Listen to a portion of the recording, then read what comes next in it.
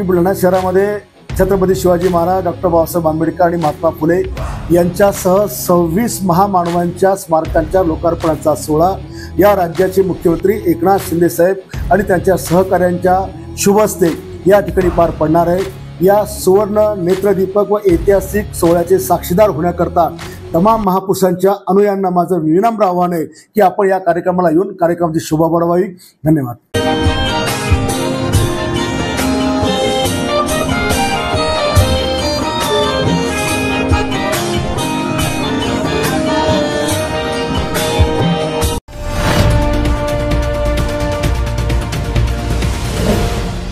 City news वसा जनसेवेचा। बुलढाणा काँग्रेसचे जिल्हाध्यक्ष राहुल बोंद्रे यांनी शेतकऱ्यांनी रक्ताने लिहिलेले निवेदन देण्यासाठी पोलिसांना वेळ मागितली असता पोलिसांनी माजी आमदार राहुल बोंद्रे, माजी आमदार हर्षवर्धन सपकाळी यांच्यासह पदाधिकारी यांच्यामध्ये झटापट झाली। दरम्यान काँग्रेस कार्यकर्त्यांनी ही हुकुमशाही आहे की गुंडशाही असं म्हणत या प्रकाराचा काळे झेंडे दाखवून निषेध व्यक्त केला। आज मुख्यमंत्री आणि उपमुख्यमंत्री बुलढाण्यात येत आहेत। दरम्यान त्यांना विविध समस्यांची निवेदने देण्यासाठी अनेकांची धडपड सुरू आहे।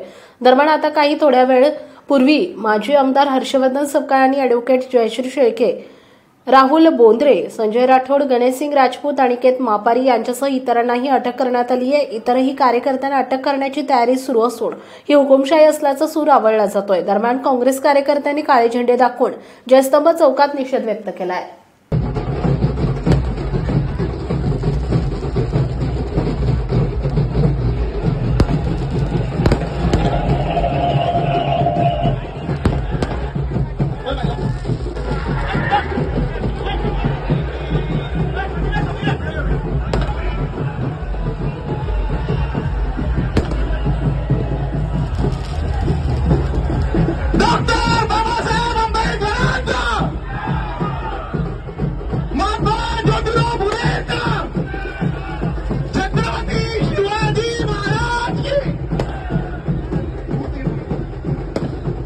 महिलांना वाट करून द्या, महिलांना जाऊ द्या।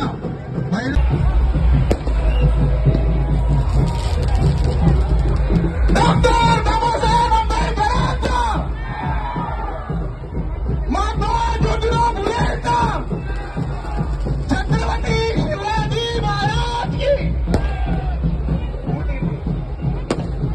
महिलांना वाट करून द्या, महिलांना जाऊ द्या, महिलांना सुरक्षित जाऊ द्या, वाट करून द्या महिलांना। छत्रपती शिव स्मारकाचं लोकार्पण होणार आहे, महिलांना जाऊ द्या।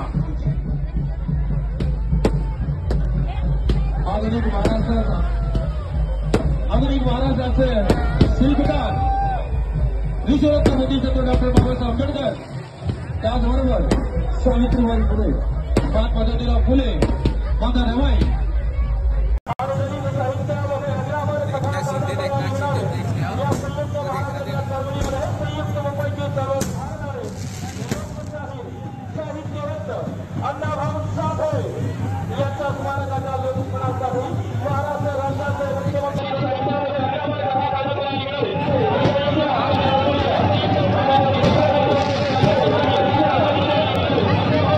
संस्था बुलढाणा द्वारा संचलित राजीव गांधी मिलिटरी स्कूल आणि junior science college Kolwad Buldhana जिल्ह्यातील एकमेव मुलांची सैनिकी शाळा 2024-25 प्रवेश प्रक्रिया सुरू।